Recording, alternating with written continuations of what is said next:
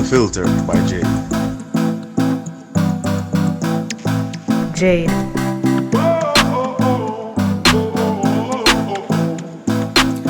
Welcome to the Unfiltered by Jade, where we educate, empower, and entertain. Feel free to like, share, subscribe, download, donate, and make everybody know about this.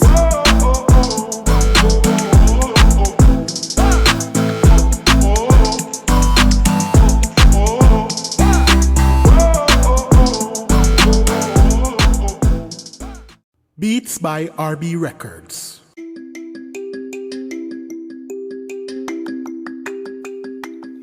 Shopping assistance, your style, your budget.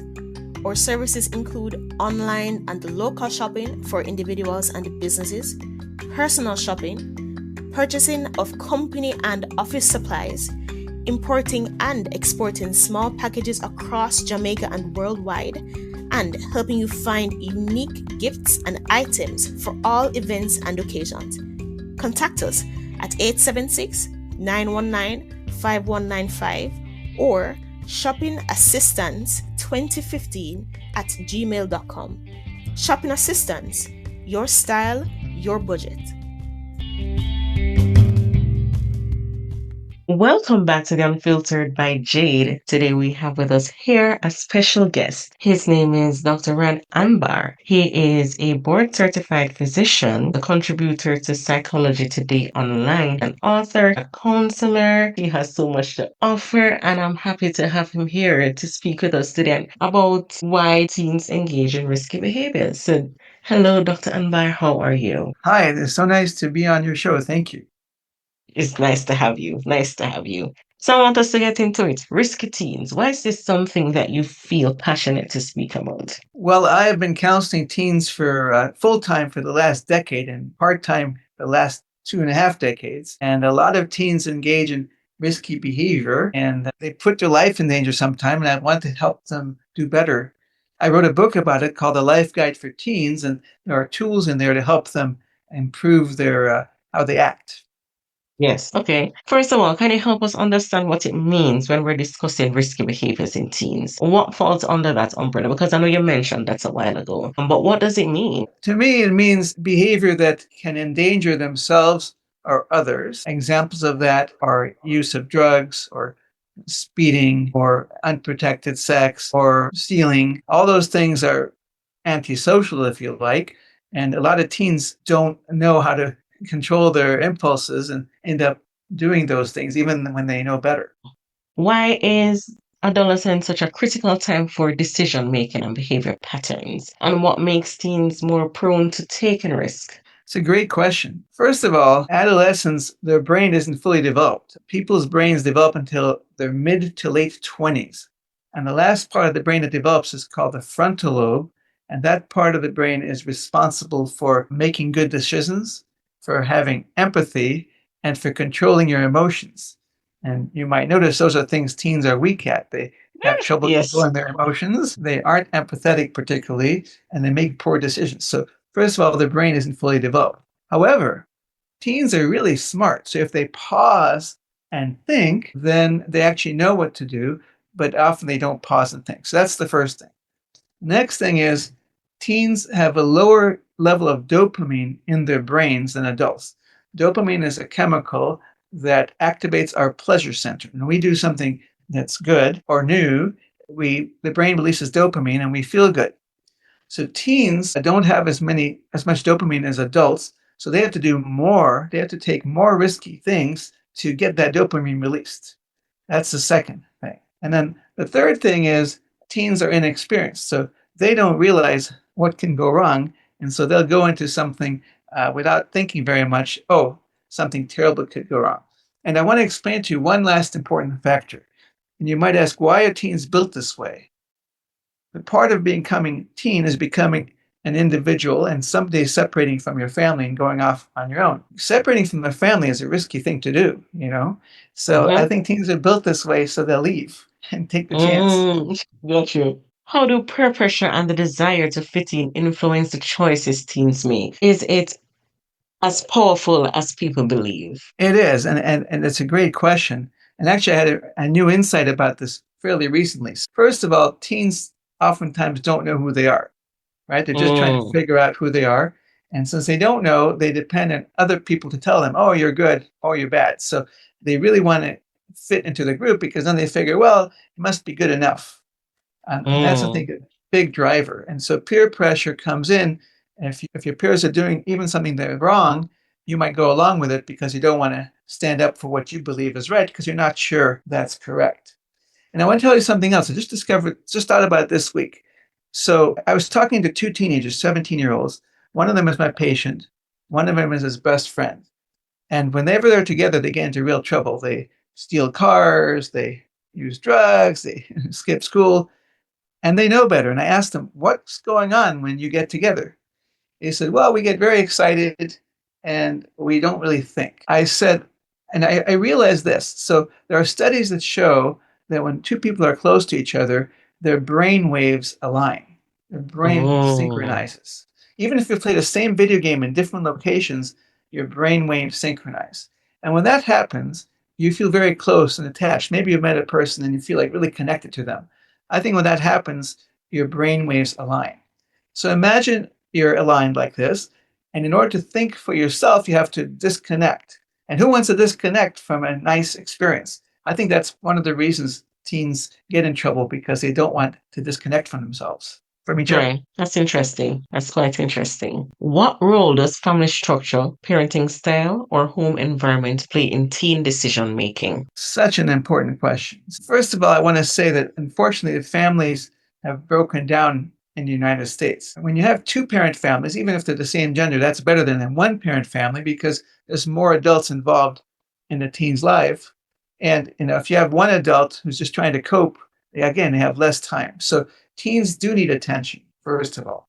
The next thing is that teens need guidance. A lot of parents these days, there's several kinds of parents. One common parent in this era is the helicopter parent. The parent is so anxious something will go wrong with their teen, they micromanage the teen. And they say, don't do that. That'll be a mistake. Yes. Unfortunately, that's a mistake on the parents' part because learning from your mistakes is a big part of growing up. Prevent their teen from making mistakes are actually harming their kids. They don't let them learn how to cope for themselves. That's one part. Another part is the free range parents. Oh, we'll let the teens just do whatever they want. Well, there's a problem with that as well. Teens are not very wise. They haven't had much experience. Right. Yes, they learn by messing up big time, but that's where the parents should step in. I'm talking big time, life-threatening things. I see teens who've sped and got into life-threatening car accidents, and the parents still don't rein them in. That's not right. That's free range parenting. Last thing is this. Our society, I think in an attempt to be politically correct, doesn't want to tell teens this is how you should be, or this is a good way of living. So for example, in sex education class, rather than saying abstinence is a good policy in teenage years, staying away from romantic relationships, good policy in teenage years, because there's so many pitfalls you're not aware of. People don't do that. They'll say pros and cons. Well, if you do this, this can happen. If you do this, that can happen. Now you make the decision. How is a teen supposed to make a decision? They don't know. They've got their feelings, their hormones. They'll do what they're going to do. And without adults telling them this is how it really works for me or society, they don't know. And I think our society has taken away the guidance that teens require. And just to say, it's not just with teens. As a doctor, if there's a difficult decision to make for a patient, current modern thinking is, well, I'll tell the family the choices, let the family make the choice. I personally think that's wrong. Why would you want a family to make a choice? They don't know. They know what you told them, but they don't know the depth. Better yet would be a society in which the doctor knows the patient really well, helps guide the family to a good decision. But some doctors don't know their patients, and then we don't want to lead them the wrong way, so we end up not making a decision at all. This is a societal problem and also affects our teens. I agree with that. Would it be also, Dr. Anbar, would it be that people don't want to take away free speech from teenagers? There's some of that. I mean, right. We want to and I think it's important. This is, again, if you bring up a really good point, it's important to let teens say their piece. Another problem I see is that the teenager will make a mistake and the parent will say, why'd you do that? And the teenager starts to explain, the parent cuts them off and yells at them, which Right. shuts down the teen and shuts down communication. Far better is to listen carefully to your teen, to explain why they did what they did, and then rather than saying that's wrong, say, well, here's another way of thinking about it. What do you think makes more sense? And Yes. most teens will pick the right choice. But Yes. if, as a parent, you're yelling at them and saying you're stupid or, you shouldn't have done Yes. that, that Right. doesn't help at all. So So, we do right. want to let teens talk. So basically have a conversation with them. Correct. Do boys and girls influence each other differently when engaging in risky behaviors? Yes, again, this is politically incorrect to say boys act differently to girls, but you can see differences when they're 2 years old. And then there are Mm-hmm. always exceptions. There's always exceptions. So I'm not saying that girls can't do what boys do if they want to, but there's Right. differences in what occupies them. When I see middle late teens, the girls are often not. Now I see the patients who have problems. These are people who have anxiety or some physical problems arising from anxiety or depression. So this is not all teens, but it's a lot of them. So the girls are often into girl drama. They create a lot of their Yes. own problems. The boys tend to be more lost in space, and they're thinking about, will the world end next week, or what's the meaning of life? And so those are different issues, and we have to Right. address them differently. So when you approach teens, you want to approach them from where they're at.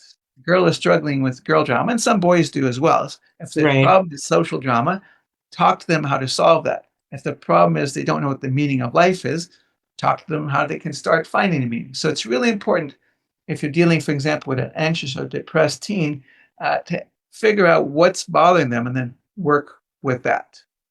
In your experience, though, Dr. Anbar, are teens usually aware of the risk they're taking, or do they tend to underestimate the consequences of it? They do underestimate the consequence of risk, in part because I told you before, they're built to do that, in part because they haven't had the experience of things going wrong.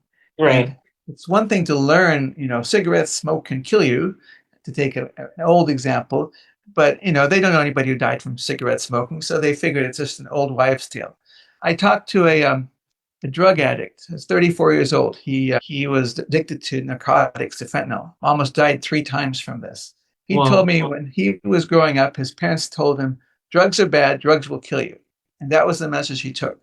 When he was 16, he had a friend who was using methamphetamines, crystal meth, and he saw that this friend was not dead, was happy, seemed well adjusted. And when the friend offered him meth, he took it and he said, Yes. well, obviously they don't die, he's alive. But he got only partial message. And as soon as he inhaled the meth for the first time, he knew he was addicted. So sad, so Mm, sad. But as a teen, he only had partial information and made a decision based on that, and it altered his life. that's interesting. That's very interesting. I want you. What would it be that you would leave with parents and teens? I want you to leave one key piece of advice that you'd leave with them when navigating risky behaviors. I want to talk about active listening. We talked about that a little bit earlier. Please listen to your teen. Ask your teen to listen to you. Mm, Repeat back what you understood your teen to say, and ask your teen to repeat back what they understood you to say. And as a parent, don't use long lectures, because you'll find out if you talk to them for 5 minutes, they'll retain the last 10 seconds, and the rest was wasted breath. And make sure when you talk that you're calm and that they are calm. If one or the other is upset, defer the conversation to later. So the bottom line is communicate with your teen. If you can have good communication and they can share some of their risky thoughts, you can then give them input to why that might not be the best of ideas. But please, please do not pull out the parent card. You will do what I say because I am your parent and know better. mm. They won't respect that. So Mhm. unless they're about to use drugs for the first time, or hard drugs, when you have to say no, just tell him, well, I don't think that's a good idea, and then find out for yourself. Some people have to learn the hard way, and that's okay. So you're basically saying to us, stop protecting and overprotecting these teenagers. Right. If you uber protect, they don't learn to protect themselves. And these are the teens who go off to college and fall apart because the first time there's an obstacle, they don't know how to pick themselves up. Hey, yeah. I like that. I spoke to someone recently who managed to say, I think that we're raising soft kids. we are protecting them so much that they don't know how to bounce back from things. Correct. And So, there's this strange assumption that everybody should be happy all the time. So if your kid's unhappy, that's a bad thing. No, that's a fine thing. To be unhappy is and coping with that is part of learning to live your life. There's yes, many unhappy times in life, and you have to learn yes. to deal with them and cope with Mm-hmm, them. mm-hmm. And when you know how to cope with them, you can be happy a lot of the time because you know whatever happens, you can work your way through. If Love parents it. prevent that from happening when the teen is growing up, the teen never learns how to do this for themselves. I like that. Really like that. Dr. Anbar, I want you to let persons know where is it that they can find your book, The Life Guide for Teens. And if they want to speak to you, where is it that they can find you? Excellent. So, the Life Guide for Teens has sections about chapters regarding things that affect teens, like anxiety and romantic relationships, and how to do better in school, how to do better in sports. And each chapter has tools that teens can use immediately to help themselves. There's Mhm. also a section for parents in each chapter about the same topic of how they can best help their teens. You can Yes, find out more about the book and purchase it through dranbar.com. So it's DRAN as in Nancy, B as in boy, AR.com. There's also a lot of other information about teens there. And you can also contact me through that same website. lovely, lovely. Thank you so much. Thank you so much, Dr. Anbar, for sharing your knowledge, especially when it comes on to behaviors and how we are to even have conversations with our teenagers. They're human beings. They may not have fully developed as yet, and they're bound to make some risky behaviors. But the important thing is for us to have these conversations in a calm way with them, that they're also able to respect us and to listen to us. They may not listen to 100% of what we say, but they're able to, come to us if something is happening and we have a conversation about it. So thank you so much for even reiterating that for us. Thank you so much for the opportunity to talk to you and your audience. Yes, Dr. Ambar. So I want to say thank you also to my listeners on the Unfiltered by Jade.